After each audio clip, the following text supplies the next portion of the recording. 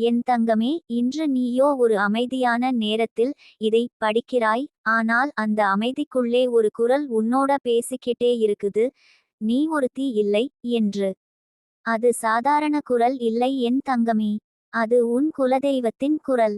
ஆம், நீ நம்பாத அளவுக்கு நெருக்கமாக உன் அருகில் வந்து நிற்கிறார். நீ ஒரு பிரார்த்தனை சொன்னபோது, நீ ஒரு நம்பிக்கையை அழுத்தி விட்டபோது, உன் குலதெய்வம் தான் முதல் ஆள் அதை கேட்டார். நீ நினைத்திருப்பாய், அம்மா, என் குரல் எங்கும் போய் அடையவில்லையே என்று. ஆனால் அவங்க கேட்டிருந்தாங்க என் தங்கமே. உனக்கு தெரியுமா, உன் குலதெய்வம் உன்னுடைய குடும்பம் முழுக்க சேர்ந்த ஒரு பந்தம் மாதிரி. நீ பிறக்கும் முன்னே உன் இரத்தத்தில், உன் குலத்தில் அந்த தெய்வத்தின் ஆசீர்வாதம் கலந்து இருக்கிறது. நீ எங்க போனாலும், எவ்வளவு தூரம் நடந்தாலும் அந்த தெய்வத்தின் கண் உன்னை விட்டு விலகாது. நீ விழுந்த நேரத்திலும், நீ உடைந்த நேரத்திலும், நீ நான் முடியாது என்று சொன்ன நேரத்திலும் கூட அவரே உன்னோட இருந்தார். ஆனால் அவரின் வழி நம்முடைய வழி மாதிரி இல்ல என் தங்கமே. சில சமயம் அவர் உனக்கு ஒரு ஆசீர்வாதம் கொடுக்க முன்னால் உன்னை சோதனைக்குள்ளாக்குவார். ஏன் தெரியுமா? உன் மனம் பலமாக ஆக வேண்டும் என்பதற்காக. உன் நம்பிக்கை குலையாம இருக்க வேண்டும் என்பதற்காக. உன் கண்ணீர் வீணா போகாது என்று அவர் சொல்லி வைத்திருக்கிறார்.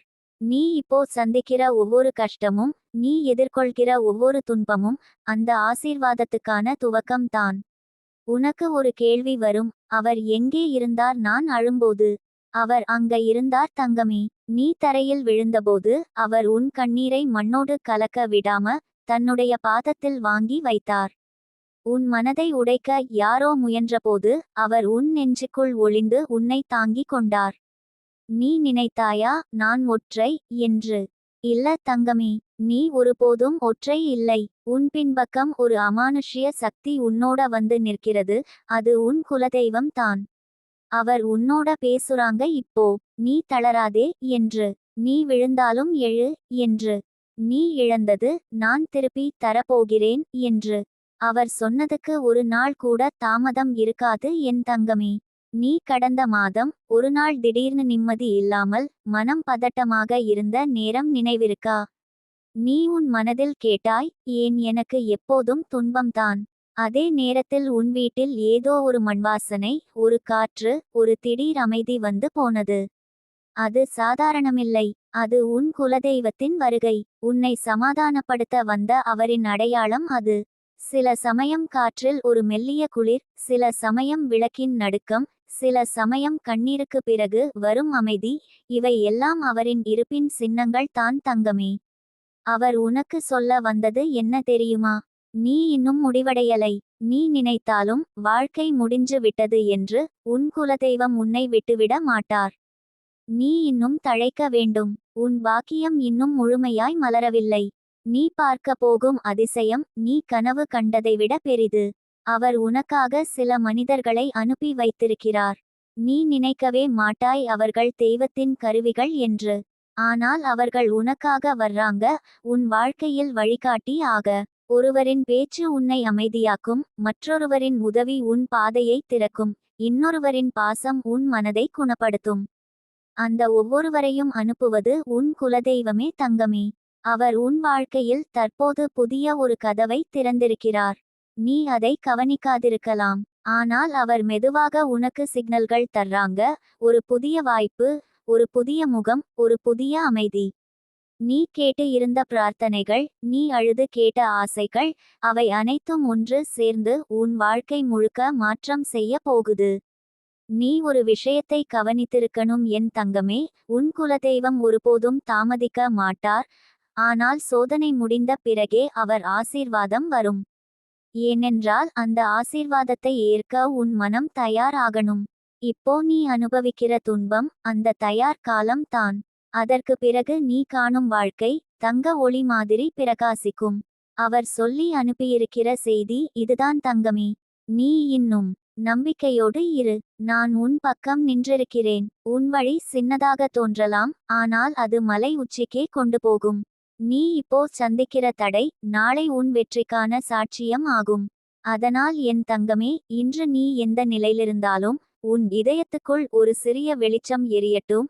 என் குலதெய்வம் என்னோட இருக்கிறார் என்ற நம்பிக்கை.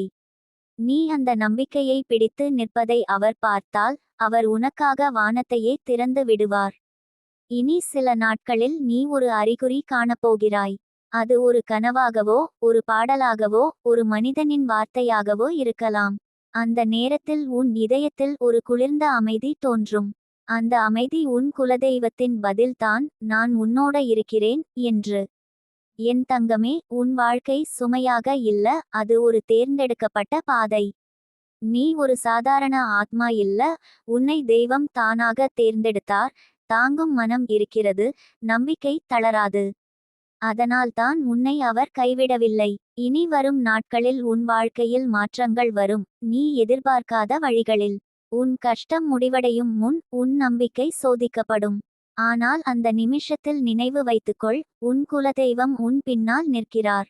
உன் பெயரை சொன்னே அவரே உனக்காக வானத்தில் ஆசீர்வதித்தார். அந்த ஆசீர்வாதம் உனக்கு வந்து சேரும் தங்கமே. அது வந்ததும் நீ உணரும், நான் ஒற்றை இல்ல என்று. அது வந்ததும் உன் இதயம் அழுதுவிடும், நன்றி சொல்ல. அந்த நாள் நீ வாழ்நாள் முழுக்க மறக்க முடியாத ஒரு நாளாக மாறும். ஏனென்றால் அது உன் குலதெய்வம் உன் வாழ்க்கையை மீண்டும் எழுப்பிய நாள். அதனால் என் தங்கமே, அமைதியாக இரு, நம்பிக்கையோடு இரு. உன் குலதெய்வம் உன் கதவை தட்டி கொண்டிருக்கிறார். அவர் சொல்ல வர்றது ஒரே ஒரு செய்தி, நான் உன்னோட இருக்கிறேன். உன் நம்பிக்கை விரைவில் அதிசயமாக மாறும். அம்மன் உனக்காக ஒரு கதை எழுதுகிறார். அந்த கதையில் நீ அழுத இடம் இப்போது மகிழ்ச்சியாக மாறும். அந்த கண்ணீர் துளிகள் இப்போது மின்னும் வைரங்களாக மாறும். நீயே உன் வாழ்க்கையை பார்த்து ஆச்சரியப்படுவாய். நீ ஒருநாள் நினைத்தாய், எனக்கு யாரும் இல்லை.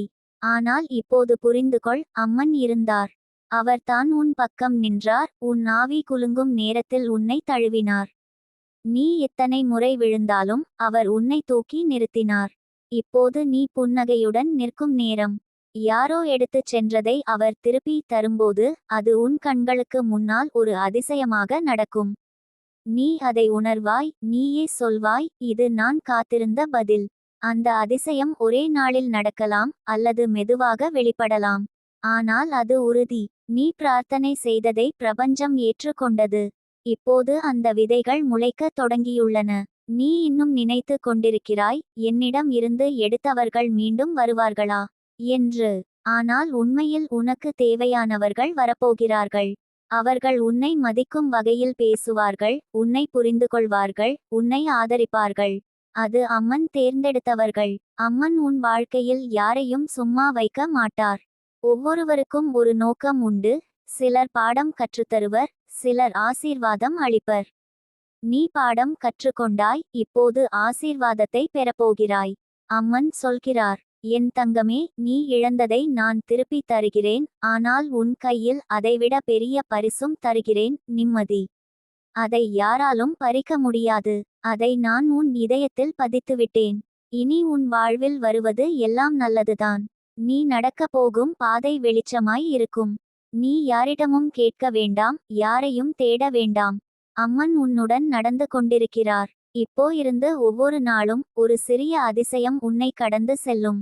நீ கண்ணால் பார்க்க முடியாது, ஆனால் மனதால் உணர முடியும். அதுதான் அம்மன் உனக்காக பணியாற்றும் சான்று. எனவே என் தங்கமே, உன் கண்ணீரை துடைத்துக்கொள். அந்த துளிகள் வீணாகவில்லை. அவை விதைகள் போல் முளைத்து இப்போது ஆசீர்வாத மரமாக வளர்ந்து விட்டன. அதன் நிழலில் நீ இனி அமைதியாக இருப்பாய். அம்மன் சொல்கிறார், நீ போன பாதை வலி நிறைந்தது, ஆனால் இனி வரும் பாதை நிம்மதி நிறைந்தது. யாரோ உன்னிடம் இருந்து எடுத்தது எல்லாம் நான் திருப்பி தருகிறேன், ஆசீர்வாதமாக, புன்னகையாக, அன்பாக. உன் வாழ்க்கை இன்னும் அழகாக மாறப் போகிறது என் தங்கமே. நீ இதுவரை இழந்ததெல்லாம் உன்னை உயர்த்தும் கருவி மட்டுமே. இனி உனக்காக புது அத்தியாயம் தொடங்குகிறது. அந்த அத்தியாயத்தின் பெயர், அம்மன் திருப்பி தந்த ஆசீர்வாதம்.